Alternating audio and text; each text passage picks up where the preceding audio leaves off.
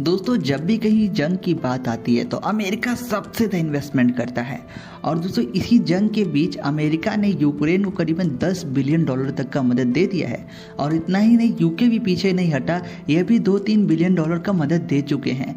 लेकिन दोस्तों लगातार भेजे जा रहे मदद से यूके और यूएस के जो नागरिक हैं, आम जनता है, वो बहुत परेशान हो गई है। और वो कह रही है हमें एक रिपोर्ट चाहिए कि आप जो पैसे यूक्रेन को भेज रहे हैं वो पैसे कहाँ से आ रहे हैं। वो तो पैसे आप जनता के दिए हुए टैक्सेस को ही वहाँ भेज रहे हो ना, तो हमारे पैसे को आप गलत जगह वॉर में भेज रहे हो, इससे हम यहाँ पे सहमत नहीं हैं। दोस्तों यहाँ पे कहना ये है, मैं साफ साफ कहता हूँ, यूके और यूएस की जनता दिन रात मेहनत करके पसीना बहा के कमाती है और टैक्स सरकार को देती है। टैक्स किस लिए देती है कि ताकि सरकार देश में पैसा लगाए, देश में डेवलपमेंट हो। लेकिन वही सरकार इस पैसे को किसी वॉर कंट्री को भेज देती है ताकि वो जंग लड़ सके।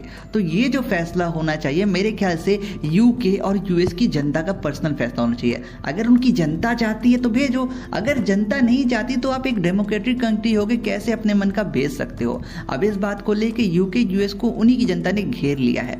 वहीं दोस्तों अगर हम इसका एक सेकेंड एग्जाम्पल बताऊं तो देखो, जहां वॉर है, जंग है, तो ये गोरे लोग वहां पैसा भेजेंगे। लेकिन हमारे पड़ोसी दो देश बांग्लादेश और श्रीलंका आज की डेट में इकोनॉमिक क्राइसिस से जूझ रहे हैं। मजा लेके 1 बिलियन का भी मदद कर देंगे उनको, नहीं करेंगे, क्योंकि ये लोग गोरे लोग नहीं हैं, इनके बाल भूरे नहीं हैं, इनके बाल, इनकी आंख नीले नहीं हैं, ये यूरोपियन नहीं है।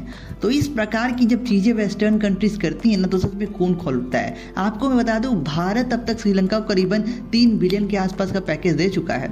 वहीं मैं अमेरिका की बात करूं, दुनिया का सुपर पावर है, इन्होंने सिर्फ 6 मिलियन का पैकेज दिया है।